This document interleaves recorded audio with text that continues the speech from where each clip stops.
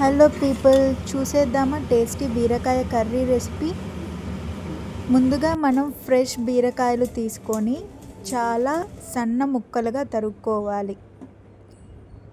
ఆ తరువాత పచ్చిశనగపప్పుని నానపెట్టుకొని ఉంచుకోవాలి.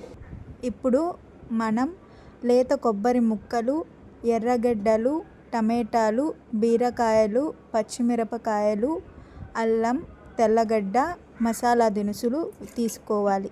మొదటిగా ఒక ప్రెషర్ కుక్కర్ తీసుకొని నానబెట్టిన శనగపప్పు, కొబ్బరి ముక్కలు, అలాగే పసుపు మరియు ఆయిల్ కూడా యాడ్ చేసుకొని బాగా కలిపిన తర్వాత లిడ్ కవర్ చేసి 3 విజిల్స్ వచ్చే వరకు చేసుకోవాలి. తర్వాత పక్కన ఒక ప్యాన్ పెట్టుకొని 2 టేబుల్ స్పూన్స్ ఆయిల్ వేసుకొని బాగా హీట్ అవ్వాలి. హీట్ అయ్యాక ఆవాలు, జీలకర్ర, పచ్చిమిరపకాయలు, అలాగే ఎర్రగడ్డలు సన్నగా తరిగినవి, ఆరోగ్యానికి ఎంతో హెల్తీ అయిన కరివేపాకు ఆకులు కూడా వేసుకొని బాగా రోస్ట్ చేసుకోవాలి.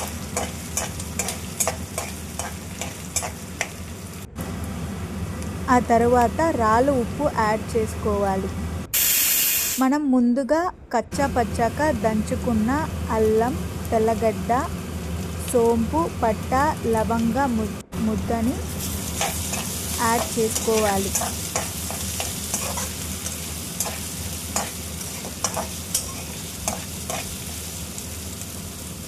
ఇప్పుడు బాగా వేగాక పసుపు కొంచెం కూరకు తగినంత వేసుకోవాలి.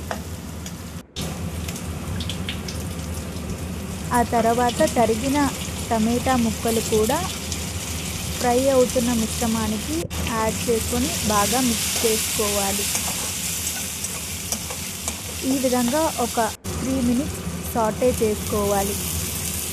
టమాటా ముక్కలు మగ్గిన తర్వాత ముందుగా తరిగిన బీరకాయ ముక్కలని యాడ్ చేసుకోవాలి. అవి బాగా మగ్గాక కారప్పొడి 2 టేబుల్ స్పూన్లు మరియు ధనియాల పొడి 2 టేబుల్ స్పూన్లు వేసుకోవాలి. కారం మరియు ఉప్పు టేస్ట్కి తగినంత విధంగా యాడ్ చేసుకోవాలి.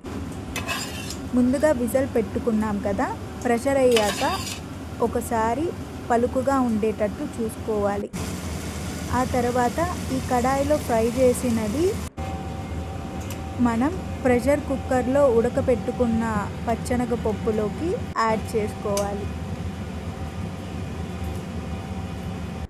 2 బాగా మిక్స్ చేసుకున్నాక కొత్తిమీర అనేది వేసుకోవాలి.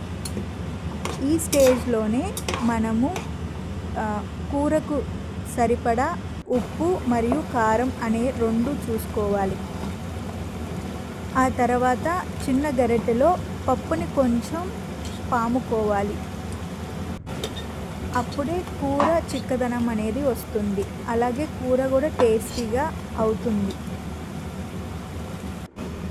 ఈ విధంగా ఒక 5 to 10 మినిట్స్ అలాగే మగ్గించుకోవాలి. ఒకసారి కన్సిస్టెన్సీ రాగానే గ్యాస్ అనేది టర్న్ ఆఫ్ చేసుకోవాలి. యమ్మీ రెసిపీ రెడీ.